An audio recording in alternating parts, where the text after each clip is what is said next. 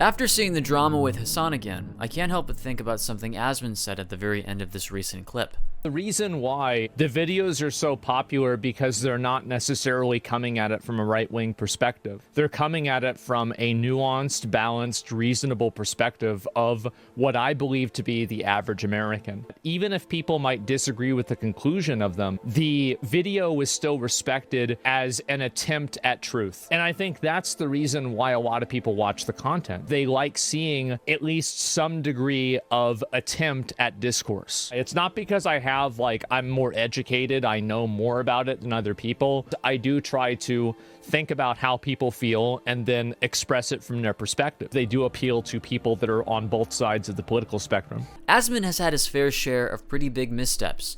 All you need to do is look at last October. They come from an inferior culture that is horrible. It kills people for their identity, and it is directly antithetical to everything Western values stand for, and it is an inferior culture in all ways.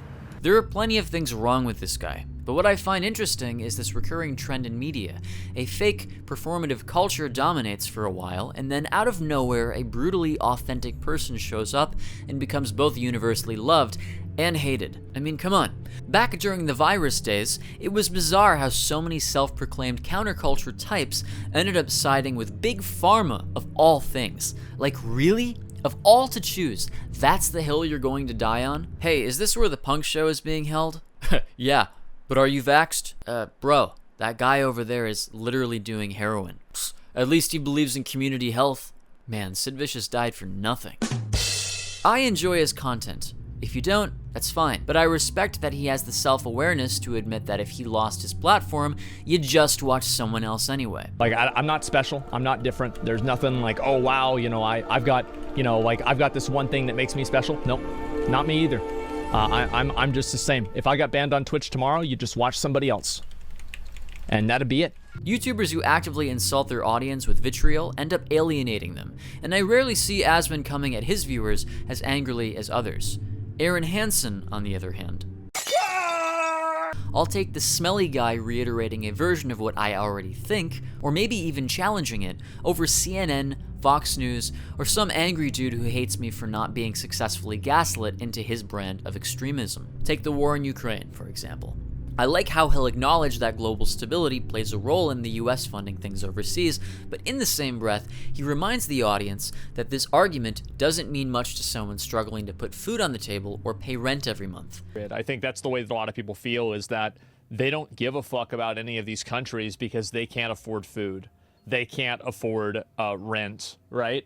And so when they see that we are signing up, we're basically writing a blank check to a foreign country to help them fight off Russia, this is going to rub a lot of Americans the wrong way, because Americans want the American government to operate in their best interest. And I understand that you can maybe make an argument that like foreign, diplomacy and foreign intervention has like a long-term positive impact, but that argument doesn't work on a person who can't afford their rent. Because it's true. Most people don't want to think about global wars as much as they care about their own personal lives.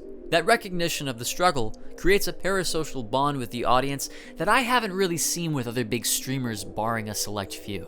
All this moral posturing and trying to optimize the optics. Then suddenly, a homeless guy starts commenting on current events with personal takes without that undertone of, I hate you if you don't agree with me.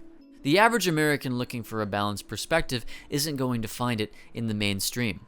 What defines the counterculture of young Zoomer men today is apathy and mental fatigue. I mean, I'm fucking tired and getting older, just like all of you.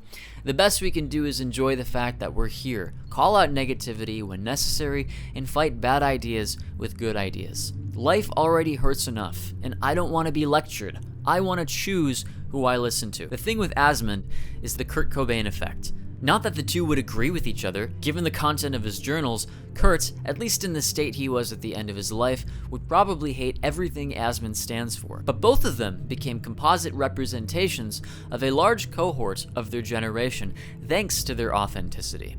Every time I bring up Kurt or Asmon, I get one of two responses. Either, oh, don't look up to Kurt or you'll blow your head off, man. Not to worry, I already plan to do that anyway. Or, Asmon is the garbage man, don't listen to that idiot. And honestly, that kind of normie response just makes me like them more. People have a pretty reliable intuition for sensing when someone is genuinely trying to discern the truth versus when they're bending it for personal benefit. You can choose how you persuade people, but Asmon's approach feels honest. It's his take, whether or not it aligns with his audience. Contrast that with someone who, for example, says they're pro-life, and you can almost predict with a high level of accuracy how they feel about guns, taxes, and a dozen other topics. The clip he just posted today about the Derek Chauvin case got me thinking there's still a broad spectrum of opinions on these issues. Campaign to pardon Derek Chauvin. Derek Chauvin? I'm gonna be real. I completely disagree with this. And after this video, I'm gonna bring up some receipts for other reasons why I completely disagree with this.